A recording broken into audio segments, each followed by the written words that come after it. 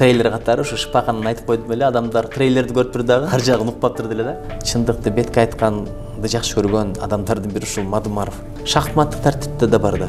Кыргызстандык дүнүйө, Тажикстандык дүнүйө, Кыргызстандык дүнүйө, Тажикстандын дүнүйү деп. Ошондон проблемалар көп болуп атат да. Ыктыярчылар болбосо мамлекет үлгүрбөй эле калмак. Саламатсыздарбы, урматтуу Кыргыз Туусу YouTube каналынын көрүүчүлөрү. Бүгүн биз эл өкүлү мейманда рубрикабыздын алкагында Жогорку Кеңештин депутаты, Ыйман Нуру саясий партиясынын лидери Кадырбеков Нуржигит Кадырбекович менен маек курмакчыбыз. Саламатсызбы? Саламатсызбы? Алгачкы эле суроом, эл өкүлү катары кайсы багыттагы мыйзамдарды демилгелеп жатасыз? Ушул тууралуу айтып берсеңиз. Волонтердук иш жөнүндө, ыктыярчылар жөнүндө мыйзам демилгелеп чыгарсак деп атабыз. Мен эсептейм дегенде мамлекет бардык жерге жетише бербейт да, ресурстар, адамдары. Анан кайсы өлкөдө волонтерлор, ыктыярдуу адамдар көп иштесе, мисалы суусаган бактар быйыл жайда аябай кургакчылык болбодубу? Алар суусабайт, анткени алар ыктыярчы болуп барып ошолорду сугарат. Тазалык маселеси чечилмек, мына жетимдердин үйлөрү бар, кар-картаңдардын үйлөрү бар, аларга жардам болмок, кайрымдуулук иштери, көчөт отургузмай. Айтур коомдук иштер бүтүп кетмек да. Мына көрдүңүздөр го, жана пандемия учурунда ыктыярчылар болбосо мамлекет үлгүрбөй эле калмак. Ошон үчүн айтып атам, анан бүт өнүккөн өлкөлөрдө ыктыярчылар аябай жакшы иштейт, ошон үчүн өлкөнүп атат. Жылчыгы бүтөлүп дегендей. Анан жумушка кабыл алганда, карьерасын кылганда ошол ыктыярчылык тарыхына абдан чоң маани берет адамдынчы. Анткени ыктыярдуу адам бул ыкыластуу адам да. Акча болбосо деле мен элиме жериме иштеп берем деген далилдеген киши. Ошондой адамдар жумушка келсе, алар майын чыгарат. Ошол эле мезгилде мына эң бир мыкты окууну бүтүп, дүйнөдөгү баягы Гарвард, Оксфорд, Кембридж сыяктуу университеттерге өткөндөр бар го, өздөрүнүн күчтөрү менен. Ошолорго мамлекет акча төлөп бериш керек деген мыйзамды демилгелейли деп атабыз. Алар кийин кайтарып берет да, кийин Кудай буйрса окууну бүткөндөн кийин, бирок биздин кадрлар болуп калат да. Мисалы ат башыдан же чоң алайдан бүтүп, же болбосо тогуз тородон бүтүп, анан Гарвардга өтүп алса, ал жакта $50,000 кайтып эле жылына. Мамлекет ошолорго жардам бериш керек, кадрларын ошентип тарбиялап алса, илим алгандан кийин ал акчаларды эслеп кайтарып берет. Бул биздин адамдар болот да, ушул долбоорду ойлонуп. Андан тышкары мына биздин мигранттардын тилдери, маданиятын сакташ маселет. Биз алардан алган миллиардтарга сүйүнүп атабыз, жылына мынчадан акча жөнөтүп атат деп, бирок алардын балдары ошол жака сиңип интеграция болуп, тилин маданиятын унутуп калса, биз миллион элди бир жоготобуз да, бул чоң трагедия. Муну маданий геноцид деп атаса болот. Андан тышкары мына пособия боюнча проблемалар бар экен. Жери бар экен, үлүш жери бар экен, чоң атасынын Жигулиси бар экен деп деле акча бербей коюп атыптыр да, пособия бербей коюп атыптыр, ушундай маселелер бар экен. Анан жанагы майып балдарды баккан энелер, алар эмес жерде иштей албайт да, миграцияга да кете албайт. Анан алардын жанагы ассистент катары акчасы баласы 18-ге чыкканга чейин берилет экен да. Ушуну бир оңдош керек го деп ойлоп атабыз. Анан чындап мына эстеликтерге мораторий коюш жагында ойлонуп көрүш керек экен. Ар бир эстелик акча турат, $1,000,000 акча. Андан көрө ошого окшогон социалдык маселелерди чечсек, пайдалуу нерселерди курсак деген ойлор. Жакшы, анан азыркы учурда чек ара маселеси абдан курч болуп турат. Анан сиз эл аралык иштер, коргоо, коопсуздук жана миграция боюнча комитетте экенсиз. Анан ушул комитеттин мүчөсү катары чек ара боюнча кандай сунуш пикирлериңиз бар? Эми чек араны билген адамдан сураш керек да. Кыргыздын бир каргышы бар, билбей кал, билгенди укпай кал дегенчи. Мисалы бул жакта отуруп алып туруп чек араны билбейсиң. Картаны карап, же болбосо закондорду, келишимдерди карап, аны барып көрүшүң керек. Өзгөчө мына Баткен облусунда чоң проблема да. Жолдун бир жагы Тажикстан, бир жагы Кыргызстан, бир жагы Өзбекстан, бир жагы Кыргызстан. Бул да жакшы. Шахматтык тартипте да бар да. Кыргызстандык дүнүйө, Тажикстандык дүнүйө, Кыргызстандык дүнүйө, Тажикстандын дүнүйү деп. Ошондон проблемалар көп болуп атат да. Ошон үчүн дегенде эл журт менен кеңешип иш кылбаса, эл коен жатагына чейин билет. Маселени кантип чечишти да айтып берет алар.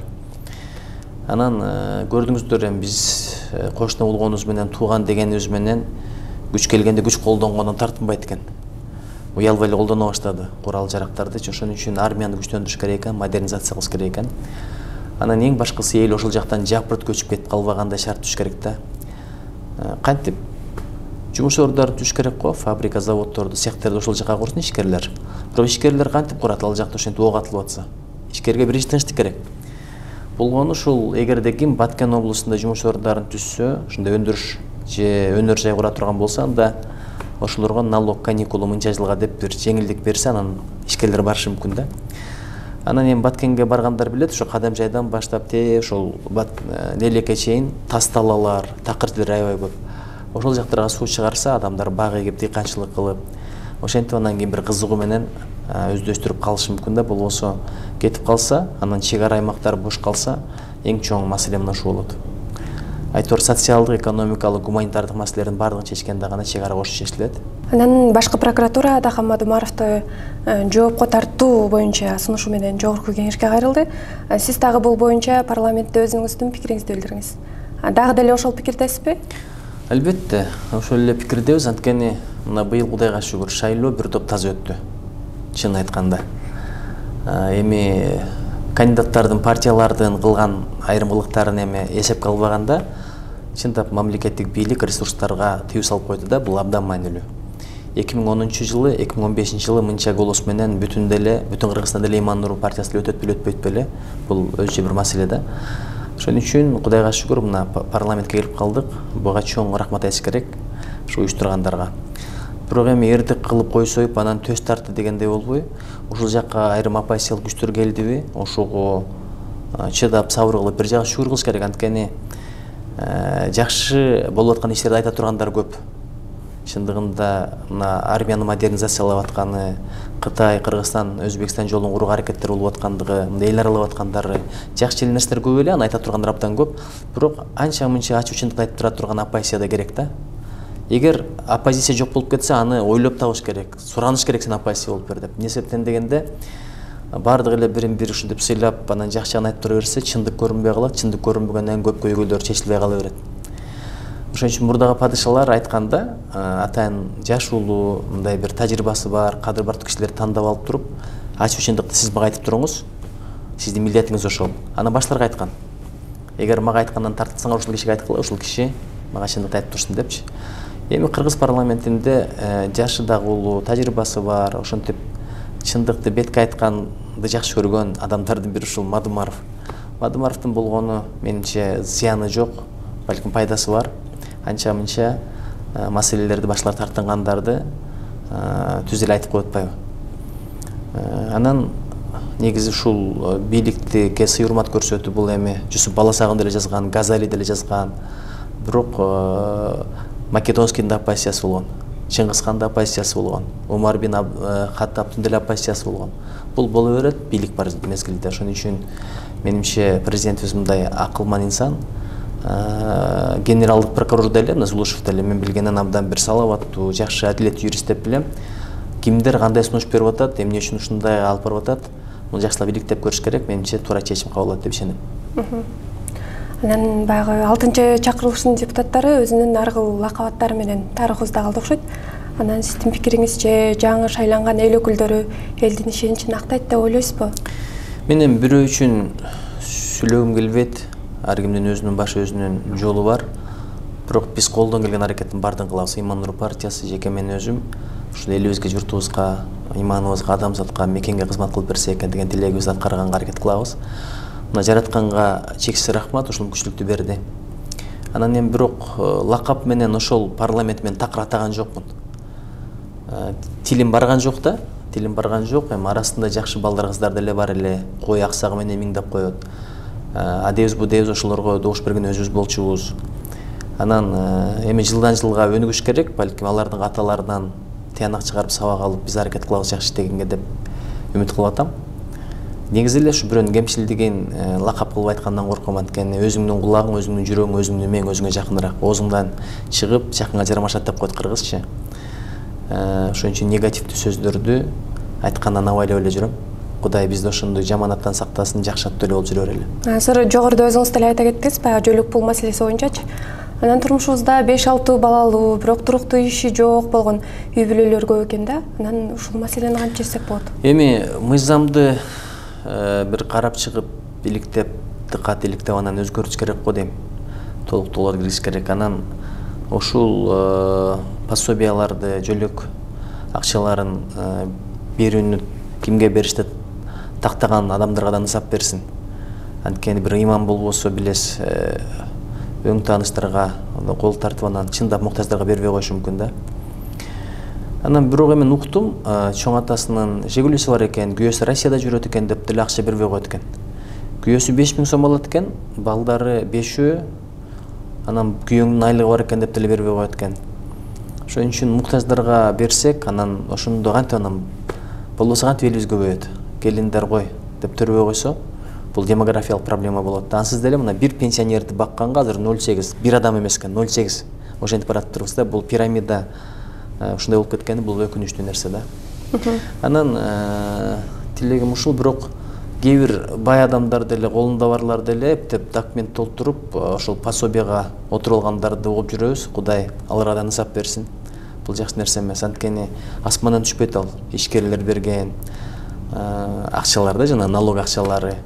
Ошон үчүн мамлекетке деп эле ошого бир ык кое бербей, колдон келсе мамлекетке бериш керек. Анан мамлекеттин акчасын чындап муктаждар алса деп тилек кылат элем. Анан өткөндө эле баягы жогорку кеңештин жыйынында өлкөбүздөгү медицина тармагында бир катар көйгөйлөрдү айтып өттүңүз.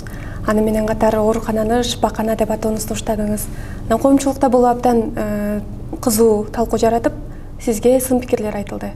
Буларга кандай? Негизи баягы эмнеге ошол шпаканага баргандарды дароо эле Банецкийге жиберет, жеке клиникаларга жиберет, же Аква деген бар, жанагы ошолорго жиберет, Юрфага жиберет, анан адамдар акчасы кетип атат деп ошо суроону бергем негизи. Бирок ошого киришүү иретинде трейлер катары ушу шпаканын айтып койдум эле, адамдар трейлерди көрүп тур дагы ар жагын укпаптыр деле да. Бирок билесизби? Ушул сөз чындап оорукананын ордуна шпакана деп аталса жакшы болот эле. Анткени жөнөкөй эле суроо да, мындай адамдар ооруну каалайбы же шпаны каалайбы?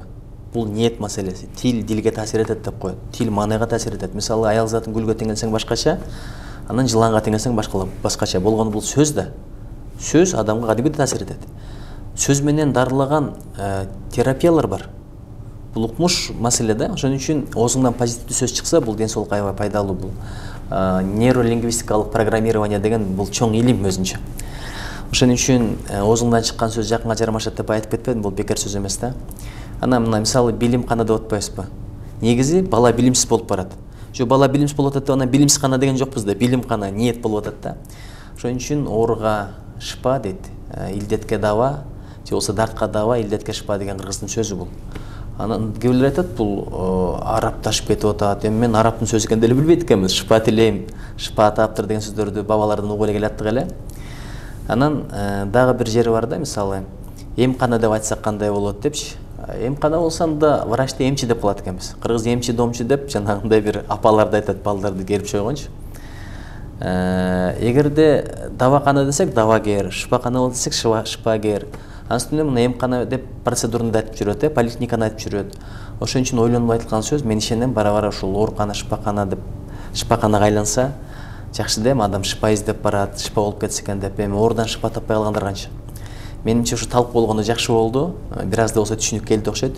Бара-бара мен ишенем, шыпакана болот Кыргызстанда. Маегиңиз үчүн чоң рахмат, ишиңизге ийгилик.